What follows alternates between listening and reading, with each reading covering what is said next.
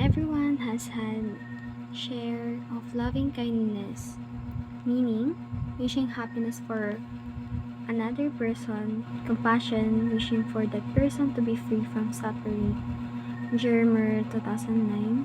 Compassion literally means to suffer together. Among emotional researchers, compassion is defined as the feeling that arises when you are confronted with another suffering and feel motivated to relieve that suffering. Greater God, Science Center 2017.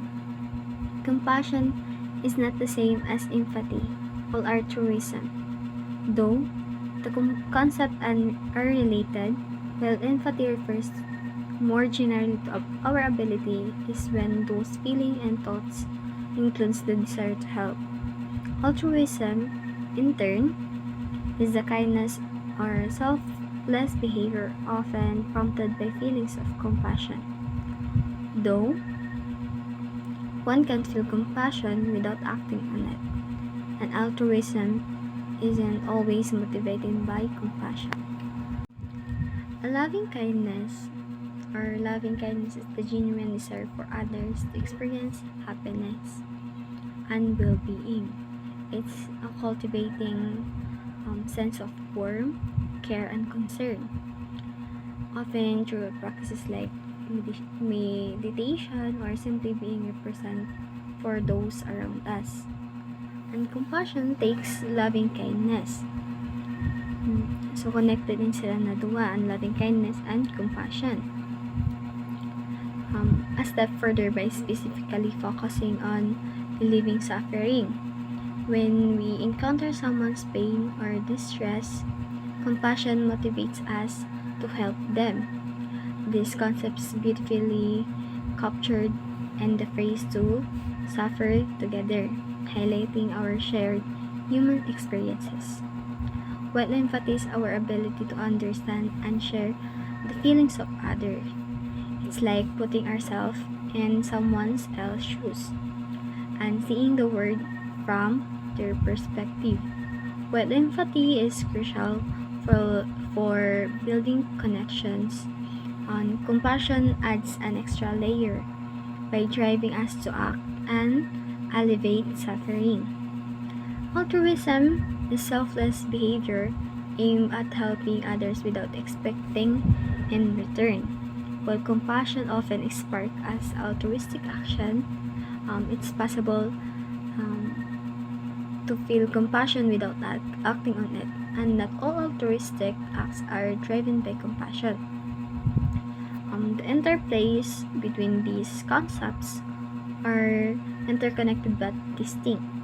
Compassion can lead to altruism, but empathy is the foundation that allows us to understand each and every experiences. By cultivating compassion and empathy, we can foster a more caring and supportive environment for everyone. These are the various forms of compassion and why they are so important according to Paul Elkan 2010. It enumerates into three categories.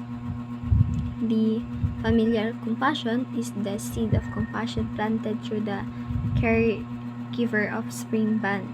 It raises very interesting question about people who were brought up without a single caregiver or were brought up with a parent who had very distinct attachment.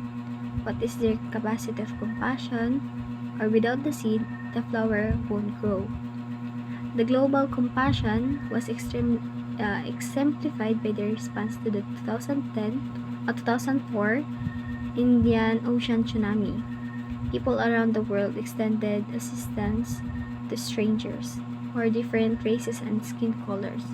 Now that not everyone has it, a lot of people acted and a lot of people didn't. How does one cultivate global compassion? Consider the survival of children and grandchildren, because the planet Earth won't survive without the global compassion. Sentient compassion is when one extends feeling of compassion towards cockroaches and towards living beings. When people get sentient, they also got global. Sentient is the highest mortal virtue. The heroic compassion is like altruism with a risk. It has two forms: intermediate heroic compassion and considered heroic compassion. In immediate heroic compassion is when, without thought one jumping onto the MRT tracks to rescue someone, it is impulsive. Considered heroic compassion isn't done impulsively.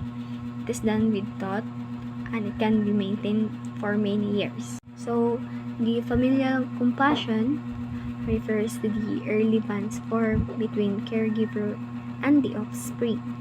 This foundation is crucial for developing empathy and compassion. And the researchers suggest that early attachment experiences shape our capacity for compassion. Secure attachments foster emotional regulation and empathy.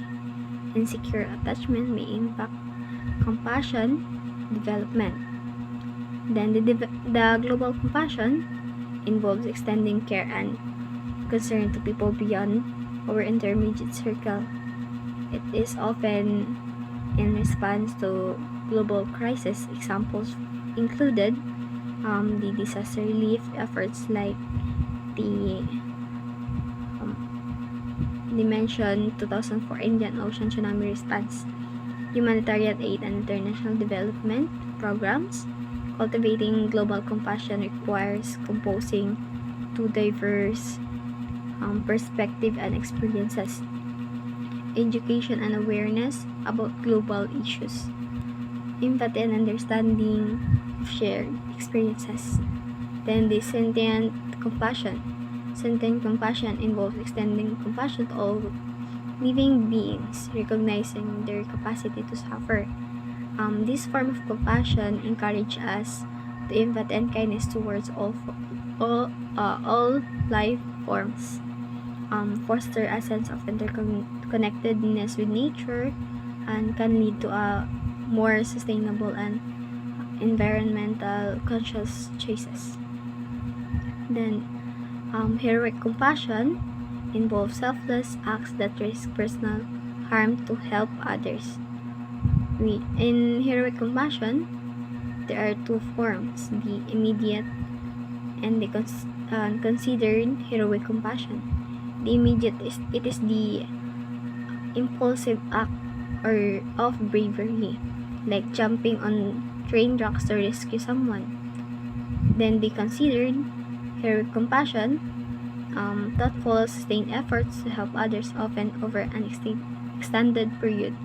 Or sa immediate heroic compassion, sinasaalang-alang mo yung life mo para ma-save yung taong yun or someone. And then the considered heroic compassion, you consider yourself the person that it is in danger, or you're going to have a plan before doing some action.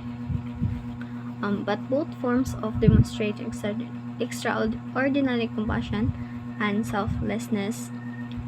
Cultivating compassion requires the self-awareness and emotional regulation. It exposed to diverse and perspective experiences, practices and training and empathy and kindness. It recognizes the value of compassion in personal and global contexts. By understanding this overall cultivating compassion, we can foster a more caring and compassionate world. Thank you for listening.